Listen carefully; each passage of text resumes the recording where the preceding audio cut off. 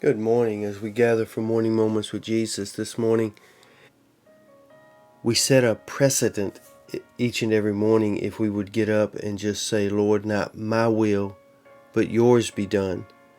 Whatever you have for me today, Lord, illuminate that in my life that I might be able to see your plan above my own, your desires above my own desires, and let me let go of my ways so that I can pursue your will.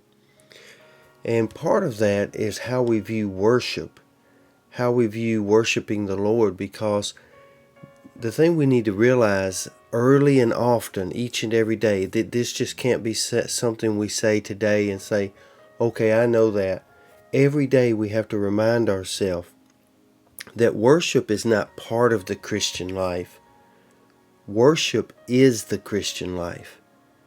Worship is giving our all, ourselves, everything about us, over to the will of God and the desires that He has for the life He created in us and desires for us to live out.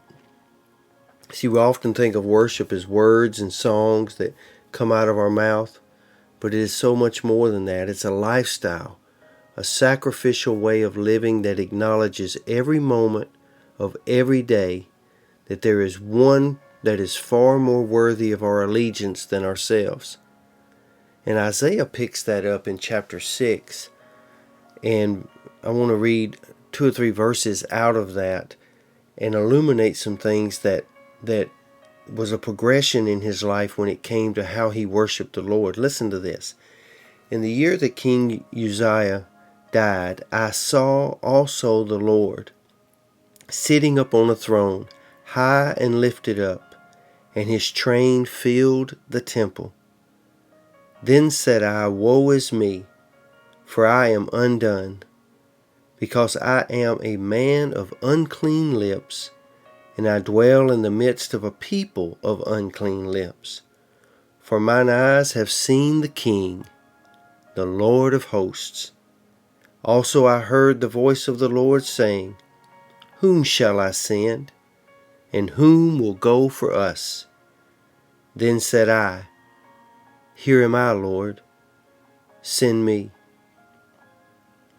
In verse number 1 here, he first said what he saw. He got into the presence of the Lord and saw God for who He really was. Once he saw the Lord for who He really was, then he began to see himself as He was. He said, Lord, I see you high and lifted up. And the first thing I see is how unclean I am. And I desire to be clean. I desire to worship you.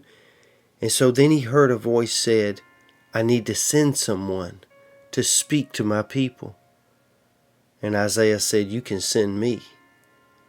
Because that's the best expression of worship that I can give, is to say, Lord, I belong to you. See, imagine yourself in the throne room of God this morning. See the altar at His feet. Let us lay ourselves on it this morning and say, Lord, I am yours. Do with me what you will. I give up my right to govern myself because you are far more worthy to do that than I am. I know that you will never do me harm, that you will always lead me in the right way. I exist for your purpose and not mine alone. In church, I believe if we would do that every morning and then get up and live out our day mindful of who we are and who we belong to, that would be our best expression of worship that we could give. So I pray over our Morning Moments family this morning that we would get up and be about our business, whether you're driving down the road, whether you're sitting in your favorite chair, whether you're just communing with the Lord, wherever you are.